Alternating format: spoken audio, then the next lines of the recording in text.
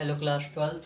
आज हम एनसीईआरटी का फिजिक्स का पहला चैप्टर वैद्युत स्थिर वैद्युतिकी पढ़ने वाले हैं या इलेक्ट्रोस्टैटिक्स। तो सबसे पहले बात आती है इसमें कि वैद्युत आवेश। तो टॉपिक पहला देखते हैं कि क्या है वैद्युत आवेश।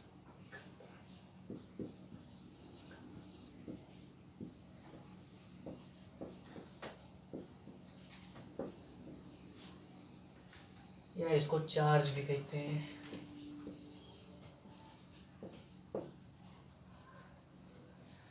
अब ये वैद्युत आवेश क्या है, तो वैद्युत आवेश की बात करते हैं तो सबसे पहले इसकी कहानी है। कहानी सुन लो, कहानी क्या थी। लगभग आज से 2500 साल पहले, 2500 वर्ष पहले आज से एक थेल्स नाम के वैज्ञानिक थे। क्या हूँ, थेल्स नाम के वैज्ञानिक, वो यूनानी दार्शनिक थे। उन्होंने अंबर नाम के पदार्थ को ऊन के साथ रगड़ा था। किसके साथ? ऊन के साथ। अंबर नाम के पदार्थ को उन्होंने ऊन के साथ रगड़ा तो उन्होंने देखा कि जो अंबर नाम का पदार्थ है वो किसी जो छोटी छोटी चीज़ें हैं जैसे कागज़ का टुकड़ा है, इन सब चीज़ों को क्या करने लगता है? आकर्षित करने लगता है। अब आकर्षित करने लगता है, हालांकि उस समय ये अवधारणा जो है वो अस्तित्व में नहीं आई। उस समय इसको कुछ नाम भी नहीं दिया गया। बस उन्होंने एक चीज़ देखी कि अंबर नाम का पदार्थ जो है वो उनके साथ रगड़ने पर छोटी छोटी चीज़ों को आकर्षित करने लगता है। बाद में सन 1600 ईस्वी में एक वैज्ञानिक थे डॉक्टर गिलबर्ट। उन्होंने भी यही चीज़, उन्होंने कई सारे युग्मों के साथ, ठीक है, कई सारे युग्मों के साथ एक्सपेरिमेंट किया कि दोनों चीज़ों को रगड़ा। दोनों चीज़ों को रगड़ने के बाद उन्होंने कागज़ के छोटे छोटे टुकड़ों को, उन्होंने देखा कि ये जो कागज़ के टुकड़े हैं वो क्या हो रहे हैं? आकर्षित हो रहा है। कागज़ के छोटे छोटे टुकड़े ही नहीं, हालांकि बहुत सारी छोटी छोटी चीज़ें, ये नहीं कि पूरी कागज़ की, अगर सीट की बात करते हैं तो पूरी कागज़ की सीट चली आई, ठीक है, ऐसा नहीं होता है, ठीक है। तो ये भी आकर्षित हुई। तो उस समय ये अस्तित्व में आया कि चीज़ों को रगड़ने पर होता क्या है कि उनमें आवेश का स्थानांतरण होता है। इसी चीज़ को नाम उन्होंने क्या दिया? वैद्युत आवेश। अब वैद्युत आवेश को हम इतना नहीं देखते हैं, ठीक है। वैद्युत आवेश की बात करते हैं तो इसको डिनोट किससे किया जाता है? क्यू से। किससे? क्यू से, ठीक है। क्यू से इसको डिनोट करते हैं, ठीक है। इसका मात्रक अगर देखते हैं,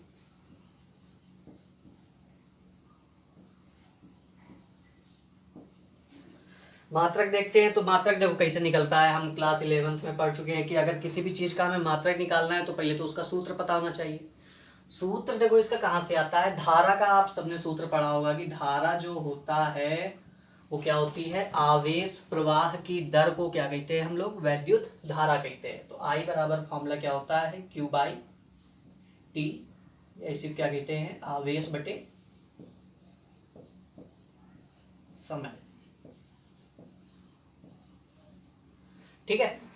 यहां से अगर हम आवेश का फॉर्मूला, ये क्या है? वैद्युत धारा है आई,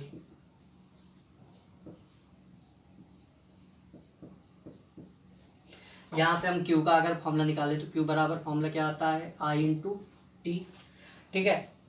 आई, आई क्या है? वैद्युत धारा है। वैद्युत धारा का मात्रा क्या होता है? एम्पियर।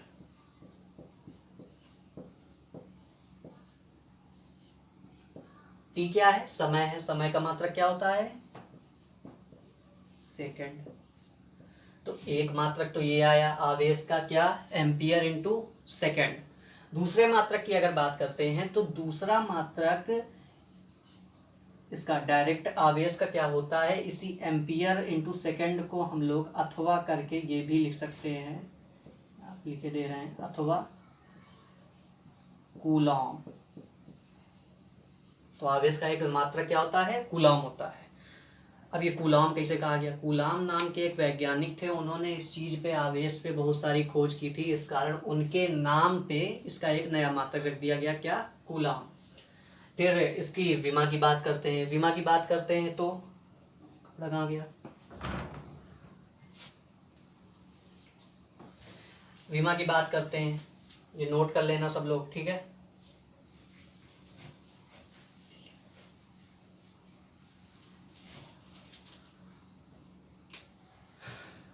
विमा देखते हैं, विमा कैसे निकालते हैं। तो फॉर्मूला तो पता ही है हमें, क्यू बराबर क्या होता है? आई इंटू टी।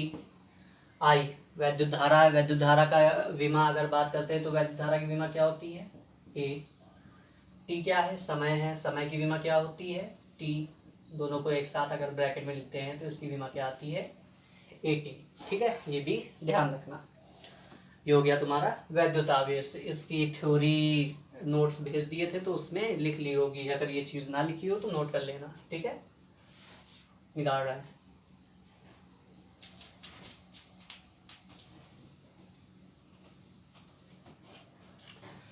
अब बात करते हैं धन तथा ऋणावेश की। ठीक है, अब वैद्युत आवेश के प्रकार कि वैद्युत आवेश जो होता है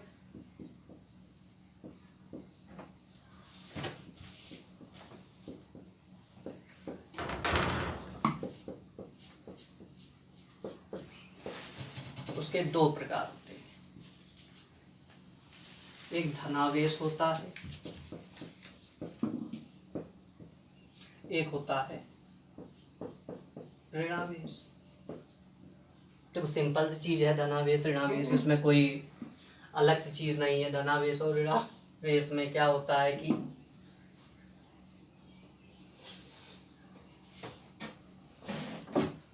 अगर कोई हम परमाणु की बात कर रहे हैं तो उसमें सेंटर में क्या होता है तुम्हारा, नाभिक होता है। नाभिक के चारों ओर क्या होती हैं, कक्षाएं होती हैं। कक्षाओं में क्या होते हैं, इलेक्ट्रॉन्स होते हैं। ठीक है, दो टो बनाए हैं, ज्यादा भी हो सकते हैं, ऐसा कोई जरूरी नहीं, दो टो होते हैं। ठीक है, अच्छा नाभिक जो होता है वो किन से मिलकर बना होता है, प्रोटॉन से प्लस न्यूट्रॉन से। हालांकि नाभिक से हमें मतलब नहीं है, हमको क्या मतलब है, इलेक्ट्रॉनों से। अगर ये एक इलेक्ट्रॉन बाहर निकल जाता है उस परमाणु से, एक इलेक्ट्रॉन बाहर निकल जाता है तो उसमें एक इलेक्ट्रॉन की क्या हो जाती है, कमी हो जाती है। और एक इलेक्ट्रॉन की अगर कमी हो जाती है तो वो चीज क्या बन जाती है, धनावेश। तो धनावेश को हम ये भी कहते हैं कि किसी भी चीज में इलेक्ट्रॉन की कमी। और ऋणावेश की बात करते हैं तो ऋणावेश में क्या होता है कि यही जो इलेक्ट्रॉन है वो बाहर से कहीं से आ जाए एक इलेक्ट्रॉन। ठीक है, बाहर से कहीं से आ जाए एक इलेक्ट्रॉन, तो ऋणावेश को हम क्या कहते हैं, इलेक्ट्रॉनों की अधिकता। अच्छा, जरूरी नहीं है कि एक ही इलेक्ट्रॉन आए या एक ही इलेक्ट्रॉन बाहर निकले। ठीक है, एक से ज़्यादा भी हो सकता है। ठीक है, दो इलेक्ट्रॉन आ सकते हैं, तीन इलेक्ट्रॉन आ सकते हैं, या दो या तीन इलेक्ट्रॉन बाहर निकल के जा सकते हैं। ठीक है, ऐसा कोई ज़रूरी नहीं है। ठीक है, ये सिंपल सा टॉपिक है, इसमें कोई दिक्कत नहीं होनी चाहिए। ये भी बता चुके हैं, इसकी थ्योरी लिखी होगी, समझाने के लिए बता रहे हैं सिर्फ।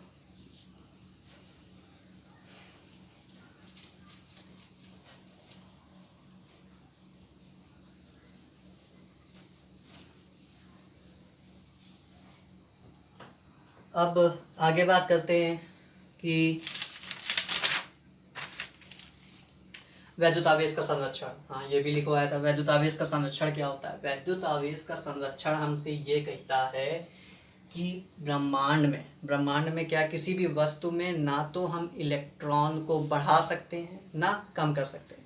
मतलब कि आवेश किसी भी वस्तु का जो होता है, वस्तु का नहीं कह सकते, किसी भी निकाय का, ठीक है, किसी भी सिस्टम का हमेशा क्या रहता है, संरक्षित रहता है। ठीक है, आवेश जो है किसी भी निकाय का हमेशा संरक्षित रहता है। अब निकाय का संरक्षित कैसे रहता है, मतलब समझो, अगर हम कोई बात करें, निकाय क्या होता है तुम्हारा, कोई आइसोलेटेड सिस्टम।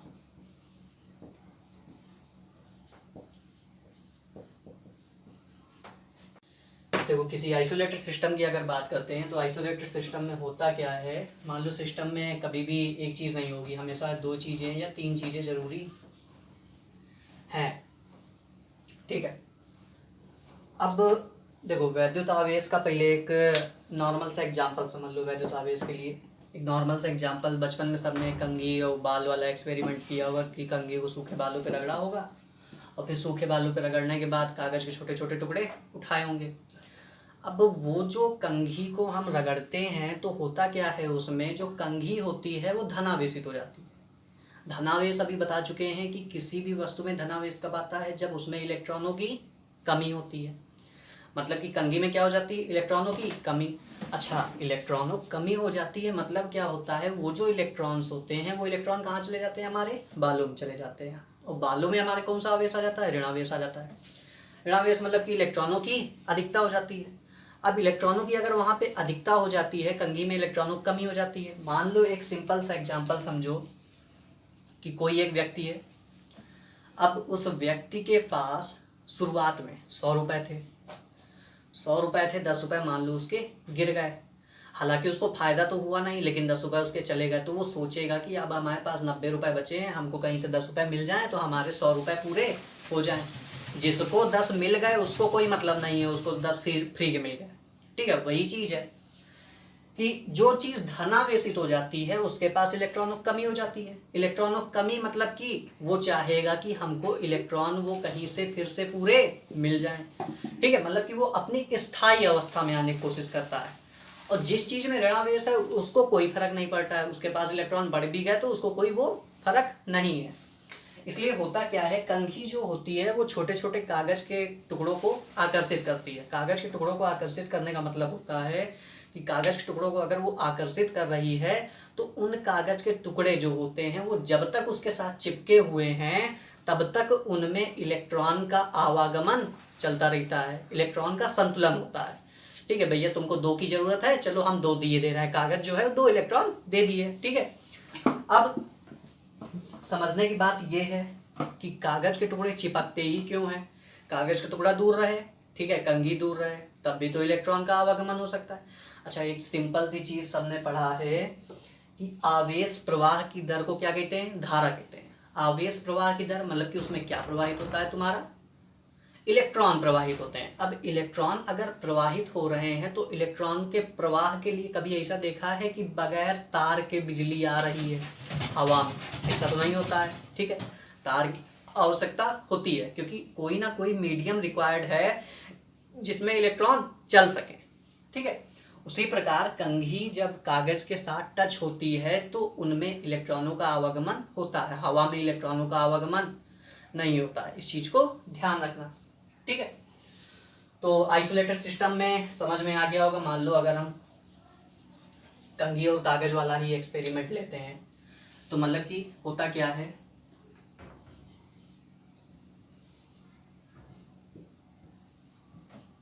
जितना पूर्व आवेश होता है किसी भी निकाय का, किसका,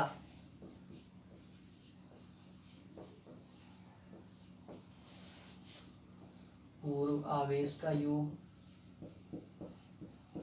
बराबर अंतिम आवेशों का योग।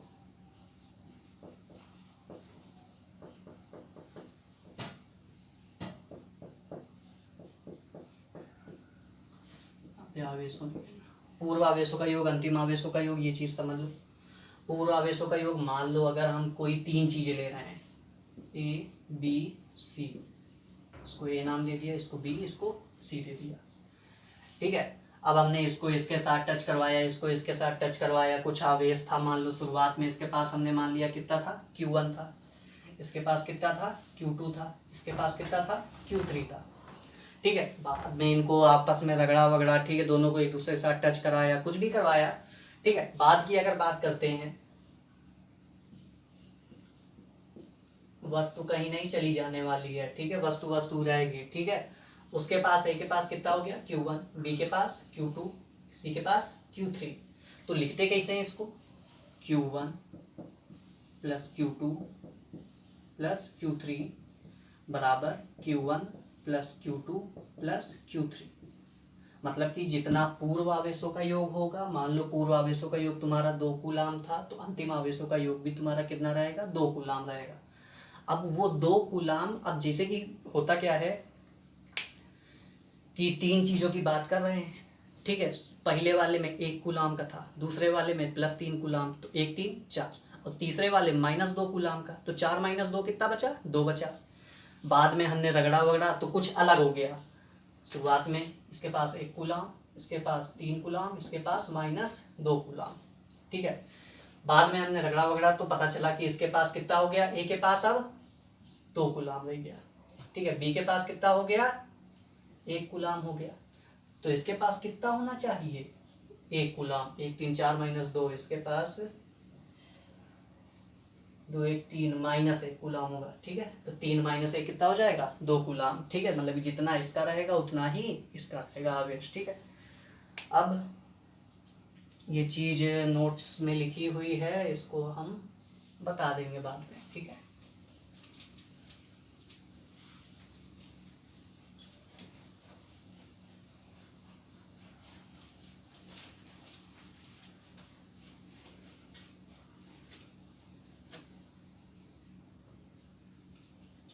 अब एक इम्पॉर्टेंट चीज़ की बात करते हैं कि आवेश का जो द्रव्यमान के साथ संबंध है वो संबंध क्या होता है, ठीक है। ये चीज़ नहीं लिखी हुई है इसलिए कायदे से इसको समझना है। आवेश का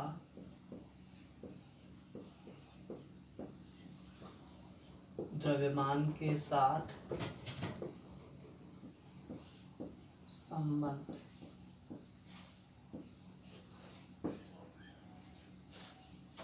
एक तरफ आवेश डाल लेते हैं, दूसरी तरफ द्रव्यमान, ठीक है। पहला पॉइंट होता है तुम्हारा जो आवेश होता है, इसको साफ साफ सुनना और इसको नोट कर लेना, ठीक है। पहला पॉइंट क्या लिखोगे, आवेश की तरफ लिखना है कि आवेश 2 प्रकार का होता है, धनात्मक आवेश होता है और ऋणात्मक आवेश होता है, ठीक है। मतलब इसके दोनों टाइप हो सकते हैं, पॉजिटिव चार्ज भी हो सकता है और निगेटिव चार्ज भी हो सकता है। लेकिन द्रव्यमान कभी भी निगेटिव नहीं होता है, ऋणात्मक द्रव्यमान किसी चीज़ का नहीं होता है कि -2 किलो की चीज़ है, -5 किलो की चीज़ है, वो हमेशा धनात्मक द्रव्यमान होता है, ठीक है। तो द्रव्यमान लेकिन क्या होता है, इसकी तरफ दूसरी तरफ पहला पॉइंट क्या लिखोगे, द्रव्यमान हमेशा धनात्मक होता है। दूसरा पॉइंट की अगर बात करते हैं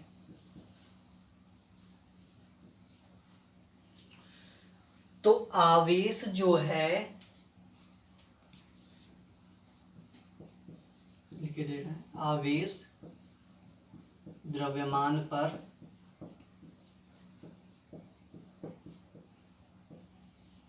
निर्भर होता है, ठीक है। आवेश द्रव्यमान पर निर्भर होता है, जबकि द्रव्यमान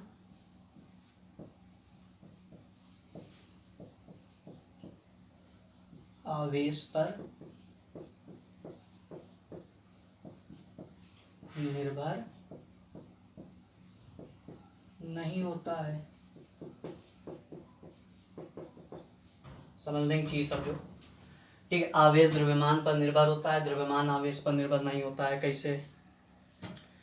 अब एक चीज है सिंपल सी कि आवेश का मतलब होता है इलेक्ट्रॉनों का स्थानांतरण, ये चीज हम बता चुके हैं। इलेक्ट्रॉनों का स्थानांतरण मतलब कि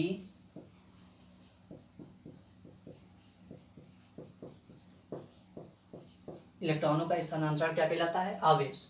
अब इलेक्ट्रॉनों का स्थानांतरण मतलब कि इलेक्ट्रॉन आ भी सकता है, इलेक्ट्रॉन जा भी सकता है। अब इलेक्ट्रॉनों के स्थानांतरण में कैसे क्या द्रव्यमान होता है, देखो समझो।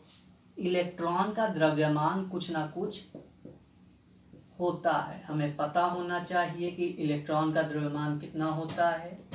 9.1 × 10⁻³ किलोग्राम, ठीक है। कितना होता है? 9.1 × 10⁻³ किलोग्राम। तो अगर मान लो कि कहीं से, मान लो ये चीज थी कोई हमारे पास नाभिक, ठीक है। अब नाभिक में हमारे पहले कितने थे? 2 इलेक्ट्रॉन थे। नाभिक में क्या, कक्षा में एक इलेक्ट्रॉन ये घूम रहा था, एक इलेक्ट्रॉन ये घूम रहा था। अब इससे एक इलेक्ट्रॉन निकल के बाहर चला गया किसी दूसरी चीज में जिसमें मतलब कि हमारे ऑलरेडी कितने थे इलेक्ट्रॉन? 3 थे, ठीक है। समझना सिंपल था। अब ये एक इलेक्ट्रॉन उठ के यहां चला गया तो फाइनल कंडीशन कैसे बनेगी? इसके पास कितना इलेक्ट्रॉन बचा? एक इलेक्ट्रॉन बचा। इसके पास कितने इलेक्ट्रॉन हो गए? 4 इलेक्ट्रॉन हो गए,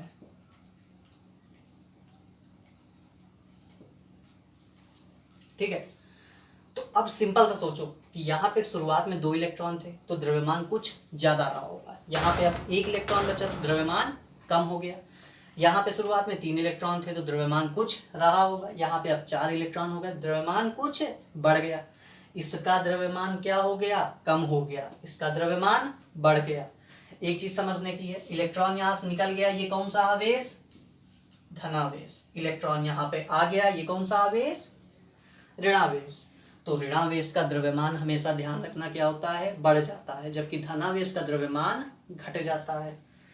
द्रव्यमान आवेश पर निर्भर नहीं करता है। अब देखो ये कैसे क्या है, मान लो किसी चीज का द्रव्यमान 10 किलो है, 50 किलो है, 100 किलो है, ठीक है, लेकिन जरूरी है कि क्या ऐसा जरूरी है कि उसके पास कुछ आवेश हो ही, ठीक है, कि 2 कूलाम का आवेश हो, 5 कूलाम का आवेश हो, 50 कूलाम का आवेश हो, ऐसा जरूरी नहीं है। तो द्रव्यमान जो होता है वो आवेश पर निर्भर नहीं करता है, ठीक है, इस चीज को ध्यान रखना है। इसमें जो जो नोट करना हो नोट कर लेना, ये दोनों पॉइंट जरूर नोट कर लेना, इसको समझने के लिए कहीं पे अलग से नोट कर सकते हो, ठीक है। एक बार स्क्रीनशॉट ले लो या फिर पॉज करके नोट कर लेना, ठीक है। डाल रहे हैं,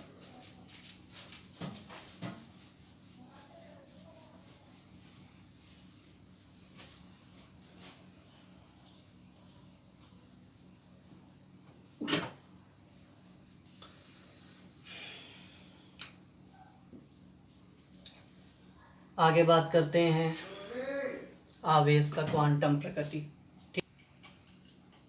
चलिए फिर इसके आगे हम कल बात करेंगे। अब वैद्युत आवेश की क्वांटम प्रकृति और कूलाम का नियम कल बताएंगे, ठीक है। रोकते हैं।